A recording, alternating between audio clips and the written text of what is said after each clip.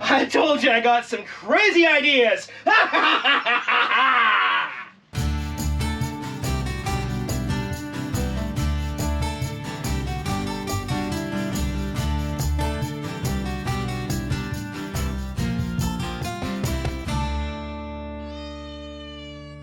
What's going on, everybody? Eric here from Nomadic Fanatic. Thanks for joining me here on the channel, here at the shop, and making full use of the shop next door on the other side of the RV. It's actually kind of nice today, just having the doors open, about 50 degrees outside. Who'd have thought? Illinois in November. It's beautiful.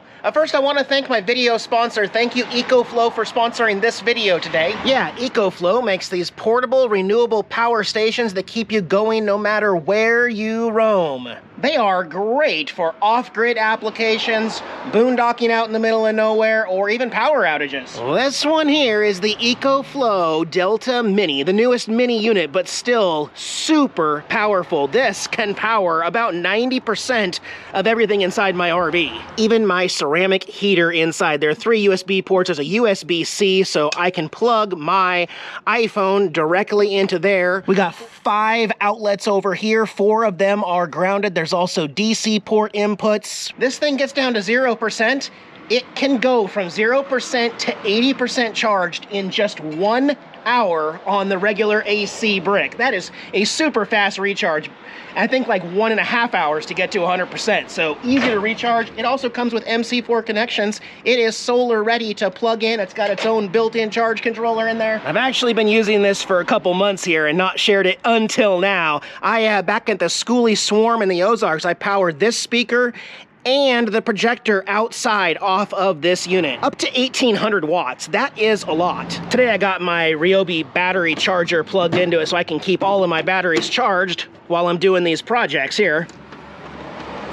The main thing I love about this thing, now that I got it unplugged, is how incredibly portable and light this thing is. Even though it packs 1,800 watts. It's easy to take anywhere I want and just lift it out with one single hand. EcoFlow also has an app that helps you control all your power stations right from your phone, providing real-time information on power usage and charging status. And EcoFlow is running an incredible holiday sale right now with up to $650 off by using my link in the video description. Check it out down below for some great gift ideas for friends and family. And thank you again, EcoFlow, for sponsoring this video. We're gonna need to keep those batteries charged today. To some of you viewers, this may look familiar. I had a failed attempt several years ago here in the RV when I tried to put in a 55-inch TV here in the RV. So I figure since that didn't work, can we fit a 70-inch TV in Miranda? At least know this, I do learn from my mistakes. My big mistake last time was letting the TV be held to the wall. Now, I used lots of screws. You can see all of my old screws from the last time I did this. And then the entire weight of the TV was on the wall, which slowly started to pull these out. Well, what I'm gonna do, since I'm putting in a much, much larger TV this time, is I took out the old 6-drawer system and now I have an entertainment center made of solid oak. It is very heavy duty. And as you can see, I have braced 2x4s on the whole bottom of this. There are also L brackets on the back side of this to hold it to the wall. So the weight of the TV that's mounted right here, I will show you. Okay, right there, most of the weight distribution is going to be going down to the floor, well, through this case into the floor, rather than just up against the window. I am sacrificing one window once again. That is because I believe RVs are manufactured terribly with the TV right there. And then you sit somewhere like this and it's pointless unless you do what I did, turn the recliner around to look at it. It's pointless. I am going to keep that there for my security cameras, but man, I really am putting in a 70-inch TV in this space right here. Today, hopefully we can finish it. I gotta put in a couple more screws, bolt some stuff together. I'm gonna level up the mounting kit here. As for everyone worried about why I'm doing this, RV's not about watching TV, Eric. Well, maybe for you, but I'm my own person. I've been living in an RV for over 11 years now.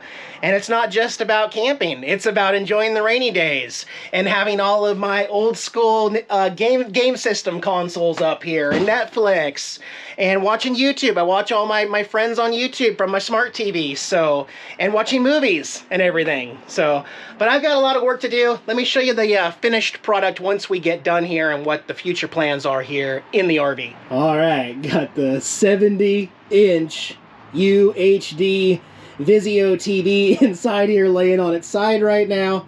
And I got the bracket mount for the TV installed here, bolted to the 2x4s.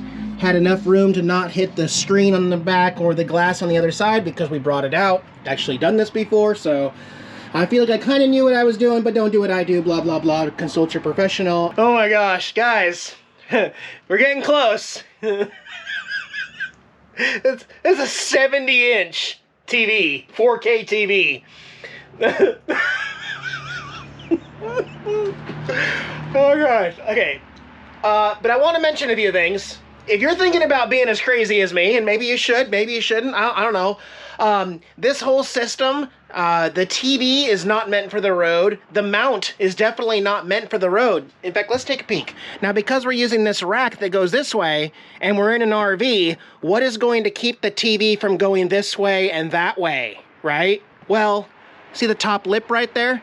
I put one of these window locks on both sides of the track up there. So on this side, so it can't move this way, and also on the other end over here. I just reached in there with my hand, put it right there, on there like that, and then I got my pliers to screw it tight so that the TV cannot move this way or that way. Also, because it's so heavy, even though this mount is meant for a heavy-duty TV, it'll automatically tilt down a little too far. Now, you can probably see that it is tilted a little bit. I'm trying to get the best viewing angle because that's where I'm going to be sitting. However, this whole section's gonna change soon, okay? But I didn't want it tilted all the way. So I put 2 pieces of 2x4 down here to hold, see right here, I'm gonna lift the TV back. The TV bottom is sitting up against it. But I gotta do something about this. Because as I'm driving, I'm gonna hear that. Which means I'm probably gonna unscrew one of these screws and get one of those metal braids and bolt it into here to pull the TV to this so that we don't have any motion. It'll just be solid like that. But obviously I got a bunch of cords to hook up. I've got my Dish Network Wally receiver to hook up. Got to hook this, well actually no, this TV came from the shop, so I don't need to put all my Netflix and all my stuff on it. It's just, man, I'm gonna stand back here as far as I can. I'm gonna go into the slide, okay? I am standing in the slide now. And that is what a 70-inch TV looks like. Oh man. So, I'll keep working on this, and then I'll get back to you when I get it all secured and finished. All right, little update here at night, guys. I'm really happy with how this project turned out. I finished up a few more things that I want to show you. Most importantly, you probably can't even see, I've got my LG soundbar installed right here. Can you even see that? Yeah, there it is. A powered amplified soundbar there. I hooked in the optical cord from that to the back of the TV and then programmed it into the Vizio remote here so that instead of turning up the volume on the TV, it turns up the volume on here with the normal Vizio remote. That was a huge saver. I still have 2 remotes because I've got Dish Network there, but man, I just love that 4K fireplace there. Also, this LG soundbar came with a subwoofer, which as you can see, I used another L bracket. L brackets are your friend, and I bolted the plugged-in subwoofer here to the side of the cabinet. I also used sticky double-sided tape to adhere the soundbar itself, as well as my Apple Watch MagSafe adapter there, and the antenna for my King amplifier booster. Got the wires covered up nicely for now, but I'm going to build something over it so you don't physically see that power surge protector anymore. But this TV project is officially done. Finishing the actual TV room, watching it, I have to wait because something is, you guessed it, out of stock and back ordered that fits right here. But for now, you probably saw that I just turned my one recliner around to face this way. I have the other one in storage, however, unfortunately, mice got into it underneath, and to me, it's not worth trying to clean up the bottom of the other one, so it's trash. So I only have the one for right now, at least. But oh wait, and the only other major issue I have is that this TV is Vizio. Well, so is the existing TV that I'm leaving in for my security system so I can look at all the cameras outside when I have all the windows closed. And unfortunately, no matter where I stand here in the living room, even if I try to cover it and only aim it there, it always would turn on this TV until... Here's my fix. Here's my fix. I put a piece of blue painter's tape over the sensor. So it will turn on if I'm up close to it. It'll go through the blue tape. But if I'm far enough away and I have to aim the remote a little bit this way, like kind of towards the door, it'll only activate this TV for now. Just kind of one of the things I didn't think about, having two Vizio TVs in a very, very small space. But man, is this awesome. Project Day will continue tomorrow in this video. There's at least one more thing I want to include in this video. I'm trying to get some sleep tonight, and then we'll get back on some more projects here in the RV in the morning. All right, good morning, everyone.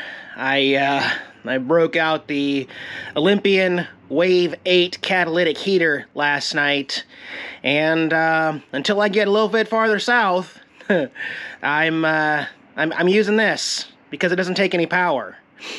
Tara, stay out of that tree. Stay out of my lights. So remember, it's got the quick connect end on it. I had this installed a couple years ago, a quick connect that goes to my main propane tank here in the RV.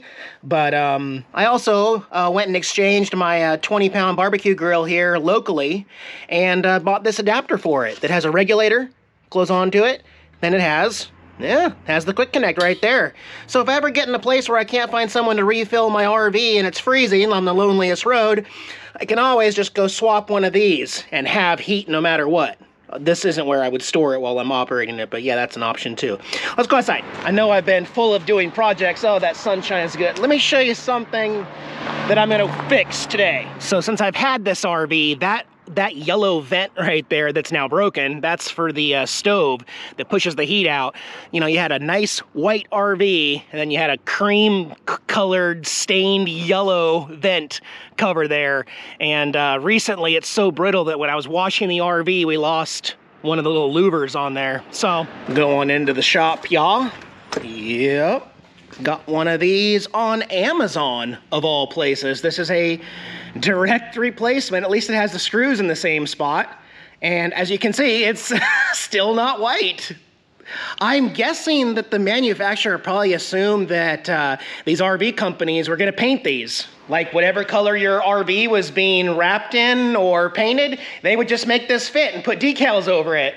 And Coachmen said, just throw that orange yellow one up there like that. We don't care. It's just pure laziness. Like, you're buying a $100,000 RV and they couldn't just gonna paint this. Yep, a $4 can of gloss white spray paint from Walmart. Let me paint this guy real quick.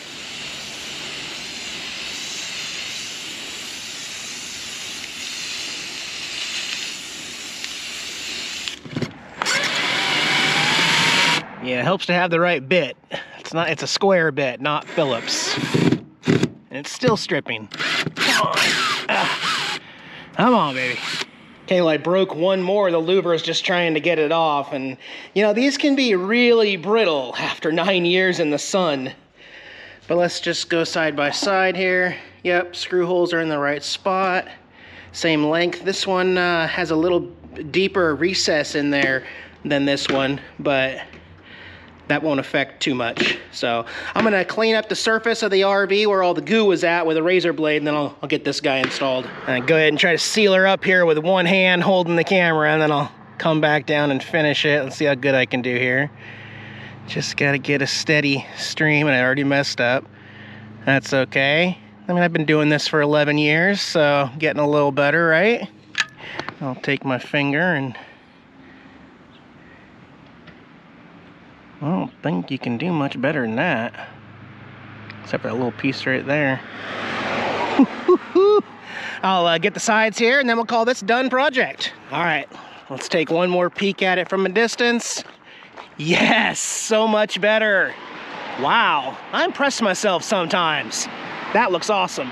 And I know these how-to RV project things aren't for everyone. I'm already getting screamed at in my last video. Eric, get back on the road. We don't want to watch this crap. Well, the reality of it is there's always projects to do in an RV that's not meant for full-time living. And I am utilizing every second of time I have right now to get stuff done and make life better and easier. So, aw. Hey, Tara Bear, you need some attentions? Yeah, Dad. I need to go outside and go for a walk. Okay, girlfriend. Now it's time to crack open a beer and do a little bit of relaxing before the next project. Thanks for joining me, guys. I will see you in another 2 days from Tara and I. Bye, guys.